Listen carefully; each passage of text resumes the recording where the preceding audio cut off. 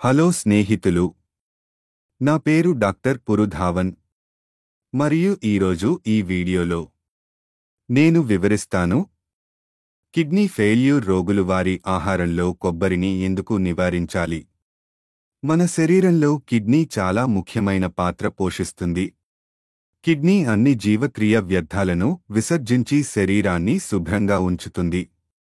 కానీ మధుమేహం లేదా అధిక రక్తపోటు వల్ల మూత్రపిండాల పనితీరు ప్రభావితమైతే క్రియేటినిన్, యూరియా మరియు పొటాషియం వంటి వ్యర్థ పదార్థాలు మన రక్తంలో చేరడం ప్రారంభిస్తాయి. ఇవి వ్యర్థ పదార్థాల స్థాయిలను పెంచాయి. ముఖ్యంగా క్రియేటినిన్ మీ కిడ్నీ ఎంత పనిచేస్తుందో ఒక ఆలోచన ఇవ్వండి. మరియు అందుకే క్రియేటినిన్ యొక్క పెరిగిన స్థాయిలు ప్రాణాంతకంగా పరిగణించబడతాయి. కానీ క్రియేటినిన్ కంటే పొటాషియం చాలా ప్రాణాంతకం అని కొంతమంది రోగులకు మాత్రమే తెలుసు. క్రియాటినిన్ పెరిగినప్పుడు రోగి కండరాల తిమ్మిరి, అలసట మరియు బలహీనత వంటి సమస్యలతో మాత్రమే బాధపడతాడు, కానీ పెద్ద నష్టం జరగదు. కానీ పొటాషియం పెరిగినప్పుడు అది తీవ్రమైన పరిస్థితి వంటి గుండెపోటుకు కారణమవుతుంది.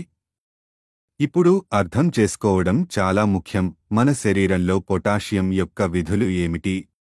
పొటాషియం సాధారణ శ్రేణిలో ఉన్నప్పుడు అది కండరాలకు కదిలే శక్తిని, విస్తరించే మరియు కుదించే శక్తిని ఇస్తుంది. కానీ పొటాషియం సాధారణ పరిధికి మించి పెరిగినప్పుడు అది కండరాల అలసటను ఇస్తుంది. ఇప్పుడు క్రియేటినిన్ కంటే ఇది ఎలా ప్రాణాంతకం అవుతుందని మీరు అనుకోవచ్చు. మన శరీరంలోని రక్తాన్ని మొత్తం పంప్ చేసే మన గుండె కండరాల సంకోచం మరియు విస్తరణ ద్వారా గుండె అలసటగా అనిపించడం మొదలవుతుంది. పొటాషియం స్థాయి పెరిగినప్పుడు పొటాషియం స్థాయిలు 7 దాటితే గుండె ఆగిపోవచ్చు. పొటాషియం అధిక మొత్తంలో ఉన్నప్పుడు ఎంత ప్రమాదకరమో ఇప్పుడు మీకు తెలుసని నేను ఖచ్చితంగా అనుకుంటున్నాను. కిడ్నీ ఫెయిల్యూర్ పేషెంట్ కొబ్బరి నీళ్లను తీసుకుంటే కొబ్బరి నీళ్లలో పొటాషియం పుష్కలంగా ఉండటం వల్ల రక్తంలో పొటాషియం స్థాయిలు పెరగవచ్చు మరియు మూత్రపిండాలు బాగా పనిచేయవు. మరియు మూత్రపిండాలు ఇప్పుడు రక్తంలో ఎలక్ట్రోలైట్లను సమతుల్యం చేయలేకపోతున్నాయి. ఈ పెరిగిన పొటాషియం స్థాయి గుండె కండరాలు అలసిపోతాయి మరియు కిడ్నీ ఫెయిల్యూర్ రోగులలో మరణానికి కారణం కావచ్చు.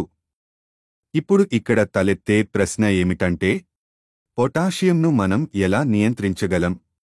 ప్రతి ఆహారంలో పొటాషియం ఉంటుంది. కొన్ని ఆహార పదార్థాలలో ఇది తక్కువగా ఉంటుంది మరియు కొన్నింటిలో పుష్కలంగా ఉంటుంది. కాబట్టి మనం తక్కువ మోతాదులో లేదా మితంగా పొటాషియం ఉన్న ఆహార పదార్థాలను మాత్రమే తీసుకోవాలి. దానికోసం పొటాషియం గురించిన ప్రతి విషయాన్ని వివరించడానికి నా వీడియోలో ఒకదానికి లింక్ ఇస్తున్నాను. మీరు ఈ వీడియో తర్వాత చూడవచ్చు. అధిక మొత్తంలో పొటాషియం ఎంత ప్రాణాంతకం మరియు కిడ్నీ ఫెయిల్యూర్ పేషెంట్లలో కొబ్బరిని ఎందుకు నివారించాలో మీకు ఇప్పుడు తెలిసిందని నేను ఆశిస్తున్నాను. మీకు ఇంకా ఏదైనా సందేహం ఉంటే మీరు నా వైద్యుని బృందాన్ని సంప్రదించవచ్చు. వారు మీ పరిస్థితిని మీకు సహాయం చేస్తారు. మీకు ఈ వీడియో నచ్చిందని ఆశిస్తున్నాను.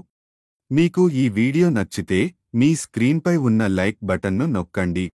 మీరు మరిన్ని ఇన్ఫర్మేటివ్ వీడియోలను చూడాలనుకుంటే మా ఛానల్ని సబ్స్క్రైబ్ చేసుకోండి మరియు మరిన్ని అప్డేట్ల కోసం బెల్ చిహ్నాన్ని నొక్కండి.